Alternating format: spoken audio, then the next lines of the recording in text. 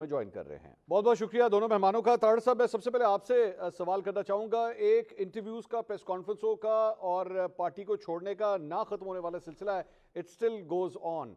लेकिन ऑब्जेक्टिव जो है, लगता यही है कि सारी चीज़ का ऑब्जेक्टिव ये है कि इमरान खान साहब का जो वोट बैंक है, पॉलिटिकल कैपिटल जो है, वो किसी तरह कम हो सके। इसके बारे में आपके क्या रिमार्क्स हैं? आपको लगता है कि इसमें एक वाज़ेह कमी हुई है? देखिए मंसूर साहब, बहुत शुक्रिया। सबसे पहली बात तो ये है कि ये पार्टी जितनी तेज़ी से बनी थी उतनी तेज़ी से ही टूटी है।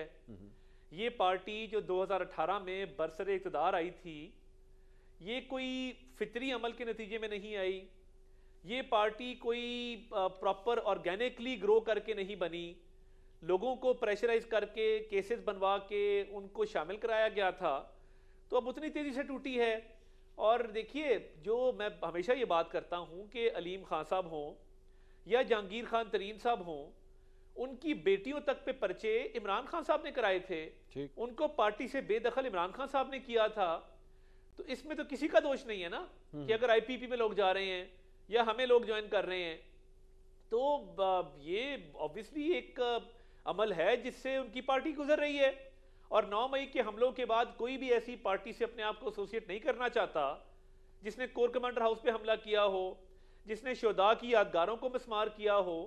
और जहां तक प्रेस कॉन्फ्रेंसिस की बात है, इमरान खान साहब ने जिंदगी में बहुत अनपॉपुलर डिसीजन लिए हैं, उसका कभी ना कभी खमियाजा भुगतना पड़ना था। और देखें, आप ये नहीं कर सकते कि आप नारा रियासत मदीना का लगाएं, लोगों को तलकीन अमर बिल मारूफ की करें और आपकी हरकत सकनात ऐसी हों कि वो टीवी पे सेंसर किए बगैर चल ना सकें। तो मैं ये समझता हूं कि इमरान खान साहब की जिंदगी भरी पड़ी है ऐसे वाकयात के साथ, ऐसे मामलात के साथ कि जो ना हमारी सकाफत से मुताबिकत रखते हैं, ना हमारे एवरीडे नॉर्म्स के साथ मुताबिकत रखते हैं। एक उन्होंने लापरवाही जिंदगी गुजारी है जो उनकी अपनी मर्जी है, कोई किसी को रोक नहीं सकता। मगर फिर आप इस पे रियासत मदीना का दावा नहीं कर सकते। हम सारे बड़े गुनहगार लोग हैं, हम फिर अमर बिल मारूफ की बात नहीं कर सकते।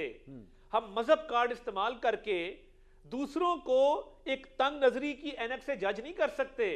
हम दूसरों पे बोहतान और इल्जाम भी नहीं फिर लगा सकते। नहीं, लेकिन ताड़ साहब, इस सारी चीज के अंदर एक तो आपने शुरू में ये फरमाया कि जी लोगों पर केसेस बना के ये जमात बनी थी। क्या अब ये कहा जा सकता है कि लोगों पे केसेस बना के एक्चुअली अब ये जमात तोड़ी जा रही है? एक बात। और दूसरी बात ये कि कोर कमांडर हाउस के हवाले से आपने बात की, तो कोर कमांडर हाउस के अगर आप कोर कमांडर हाउस लाहौर की बात कर रहे हैं, तो इसमें तो एक्चुअली 3 रहनुमाओं के नाम बीच में आते हैं, महमूद रशीद, एजाज चौधरी और डॉक्टर यास्मीन राशिद। ये तीनों रहनुमा आज भी पाकिस्तान तहरीक इंसाफ में स्पेसिफिकली वो क्यों नहीं पार्टी छोड़ रहे, जबकि बाकी लोग जो लेफ्ट राइट और जो हैं, जो एक्चुअली उस दिन वहां पे नहीं थे, वो पार्टियां छोड़ रहे हैं? पहली बात तो यह है कि किसी पे हेरोइन नहीं डाली गई, किसी को बेटे से तनख्वाह ना लेने पे नहीं निकाला गया। अब एक बंदा रेप करता है, मर्डर करता है, अगवा करता है, डकैती करता है, तो केस तो बनेंगे। अब केस किसी का विड्रॉ नहीं हुआ, मेरे ख्याल से किसी को क्लीन चिट नहीं मिली, अक्विट कोई नहीं हुआ, तो केस बनाए नहीं जा रहे। जिस केस ने बनना था वो बन चुका है और वो मेरिट पे बना है, फैक्ट्स पे बना है। और कोर कमांडर हाउस की जहां तक बात है, तो इमरान खान साहब की तीनों बहनें, अलीमा खान, उस्मा खान और नौरीन खान और हसान खान न्याजी साहब, ये वहां क्या लेने गए थे? क्या ये खानदान में बैठ के फैसला हुआ था कि हमने कोर कमांडर हाउस को आग लगानी है? और मुझे ये बताइए कि जो डेटा आया है, जिसमें रवाबित हैं, जिसमें प्लानिंग है, जिसमें मीटिंग्स हैं, जिसमें जूम मीटिंग है, तो ये रहनुमा जो शरीक थे मनसूबाबंदी में, क्या एक जब कत्ल होता है तो इक़दाम कत्ल का पर्चा नहीं होता? तो ये तमाम लोग जो किसी ना किसी दिफाई इदारे के ऊपर या तनसीबात के ऊपर हमले में मुलविस पाए गए हैं, तो उन पर कार्रवाई हो रही है और होना थी और होएगी। ये नहीं हो सकता कि आप एक तरफ हुब्बुल वतनी का दावा करें और दूसरी तरफ कोर कमांडर हाउस को आग लगा दें और कैप्टन कर्नल शेर खान के मुजस्मे को जला दें। जो किया है उसका खमियाजा भुगतना पड़ेगा। अजहर सिद्दीक साहब, ये सारी गुफ्तगू आपने सुनी है, ये खास तौर पे पहले तो चले लोग पार्टियां छोड़ के जा रहे थे, बात वहां तक थी, लोग प्रेस कॉन्फ्रेंस से कर रहे थे, बात वहां तक थी। लेकिन उसके बाद ये जो खावर मानिका साहब का इंटरव्यू आया, मेरे ख्याल में अताउल्लाह ताड़ साहब का इशारा उसी तरफ था कि रियासत मदीना का दावेदार जो है उसकी अपनी जाती जिंदगी के हवाले से जो फैक्ट्स अब बाहर आए हैं, तो वो शख्स जो है रियासत मदीना का दावा किस तरह कर सकता है उसको कायम करने के हवाले से? आप नहीं समझते कि इससे एक्चुअली इमरान खान साहब को काफी हद तक बड़ा डेंट लगा है इस इंटरव्यू के बाद? अच्छा, मैं पहले जरा एक छोटी सी बात कर लूं। बहुत शुक्रिया अहमद भाई, मंसूर भाई। चलें, अब शाहजेब खानजादा और खाबर मानका ने इमरान खान की मकबूलियत को तबाह बर्बाद कर दिया। ठीक है, चलें छोड़े, अब इलेक्शन तो करा लेना जी। तबाह बर्बाद हो इलेक्शन तो हो रहे हैं सर। अब ना, मैं अभी मैं आपके सामने मैं केस रखूंगा, बताऊंगा कि इलेक्शन क्यों नहीं हो रहे। नहीं हो रहे? बड़ा जबरदस्त एक ट्वीट किया था मैं आपकी गोश्त। नहीं, एक मिनट, ये तो बहुत बड़ी खबर दे रहे हैं आप हमें कि इलेक्शन नहीं हो रहे। और मैं आपके सामने भी रखने लगा हूं ना, तो मुझे थोड़ी सी इजाजत दीजिएगा। Go ahead. हमसे पूछो चमन पे क्या गुजरी, हम गुजर कर खिजां से आए हैं। हम दुआगो हैं कि अल्लाह ताला किसी को भी ऐसे हालात का सामना ना करवाए जिसका सामना खाबर मानका को करना पड़े। एक शख्स तलाक के बाद साबका बीवी के किरदार और पाकीज़गी की कसम खाने वाला ना जाने किस बर्बरियत का शिकार हुआ कि उसके किरदार पर झूठ का कीचड़ उछालना पड़ा। अल्लाह ताला इस कौम को मजीद पस्ती में गिरने से पनाह दे और जुल्म करने वालों को हदायत दे। ठीक, देखिए, मैं एक छोटी सी बात बताऊं, मुझे बड़ा दुख और अफसोस है इस बात का कि एक घर की जिंदगी अगर सच है, आपने डेफमेशन, अगर आप जो right of liberty and where the nose of other start, आका दो जहां हुजूर नबी वसल्लम की हदीस मुबारक है। आपने बगैर किसी दूसरे फर्द को बिठाए, बगैर किसी दूसरे आदमी को लेके चले, किसी घर का कोई और फर्द भी आ सकता था, आप ये इंटरव्यू करती, अच्छा नहीं लगा। मैं इसको कंडेम करता हूँ, मैं इसकी पुरजोर मजम्मत करता हूँ। और जो भी कंटेंट है सारे के सारे झूठ इसलिए हैं कि उनके अपनी चीजें रिकॉर्ड के ऊपर, और खास तौर पर उस वक्त कि जब वो गिरफ्तार होने के बाद। अब आए अगली बात की तरफ। देखिए, एक बात बड़ी वाज़ेह है मंसूर भाई, आईने पाकिस्तान 1973 यहाँ मौजूद है। इमरान खान साहब के दौर में मैं, चूंकि जितनी मेरी अटैचमेंट रही है, एवन फील्ड के केसेस इमरान खान ने नहीं बनाए थे। उनसे पहले जितनी एविडेंस आई थी, चीजें सारी वो सारी रिकॉर्ड के ऊपर मौजूद है। एफेड्रिन अब्बासी का केस अगर ये था, हनीफ अब्बासी का केस, तो इमरान खान ने नहीं बनाया था। हाँ, राना सनाउल्लाह वाला केस जिन्होंने बनाया था, उन्होंने प्रेस कॉन्फ्रेंस की थी, वो आप सब लोगों को पता नहीं चाहिए। मैं उन बातों में बिल्कुल नहीं जाना चाहता।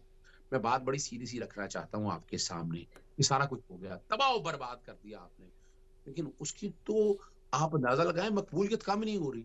यानी एक कन्विक्टेड आदमी को जो मुल्क से बाहर चला गया, 4 साल क्या याशियां करता रहा, या जो कुछ भी उसने लाइफ वहां गुजारी, मैं ऐसी बातों में नहीं जाना चाहूंगा।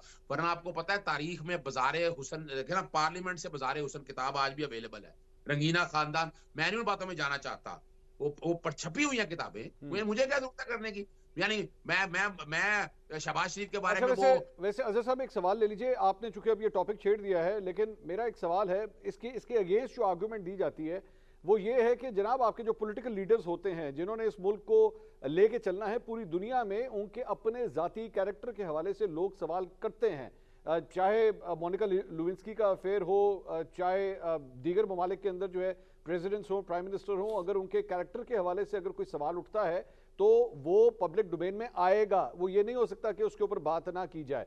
तो ये कहना कि जी एक्चुअली जाती, मेरी नज़र में तो चाहे फिर वो नवाज शरीफ हो, शहबाज शरीफ हो, बिलावल भुट्टो हो, कोई भी हो, अगर वो दावा कर रहे हैं कि जी हम बड़े पाक साफ हैं और हमने कोई गुनाह नहीं किया, कोई जुर्म नहीं किया, तो और फिर ये पता लगे कि जनाब नहीं ऐसा नहीं था, पर्सनल लाइफ में एक्चुअली उन्होंने बहुत कुछ किया हुआ है, तो क्या पब्लिक का हक नहीं है कि उन्हें पता हो?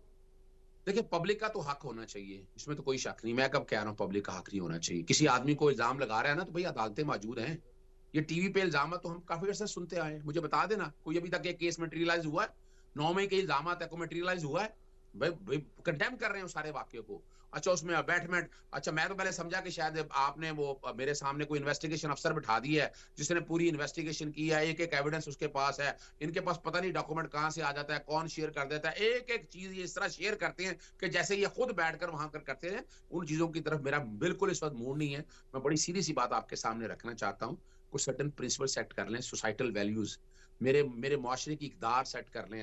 आप रियासत मदीना की बात कर रहे हैं, उस बंदे ने बड़े काम किए हैं। रहमतुल आलमीन ट्रस्ट, मेरा गरीबों के लिए क्या किया, हेल्थ कार्ड, यानी ये तो तारीख बता रही है ना। यानी अब मैं कहता हूँ ये सारा कुछ कर लिया ना, अब क्या रह गया? अच्छा, कोई और इंटरव्यू, अच्छा ले आए वो भी इंटरव्यू। सवाल ये है कि अगर इतनी पजीराई मिलती ना नवाज शरीफ साहब को, तो लाहौर के जलसे में 10% लोकल लोग और बाकी लोग ना होते हैं। जब ना मिला, एमक्यू को लाके झोली में बिठा दिया गया, नहीं तो उठ के बाप के पास चले गए, वहां पर बाप के पास चले गए बलूचिस्तान के अंदर, वहां भी कुछ ना हुआ। तो फिर कौन आगे? अमरीकी उठ के कौन आगे? बर्तानिया के लोग उठ के आगे, लेकिन पजीराई फिर नहीं मिल रही। कमाल की बात यह है, एक जलसा सिर्फ क्या, अच्छा जलसे के बाद क्या किया, वो चले गए जनाब चैम्बर ऑफ कॉमर्स। वो जाए बाहर निकले यार, लोगों में जाकर इलेक्शन लड़े, इलेक्शन का माहौल बनाए। वो शेर अगर अंदर बंद है ना, तो उसके लोगों को जलसा करने दें। लेवल प्ले, अब फील्ड ही नहीं दे रहे, लेवल प्लेइंग फील्ड की क्या बात कर रहे हैं? कोई एक जलसा बता दें, आप बताएं, आपने ईमानदारी से बताइएगा, क्या ऐसा ग्राउंड मिल रहा है कि पाकिस्तान वो भाई आप फील्ड तो देना, करते रहें आप। मैं ये नहीं कह रहा,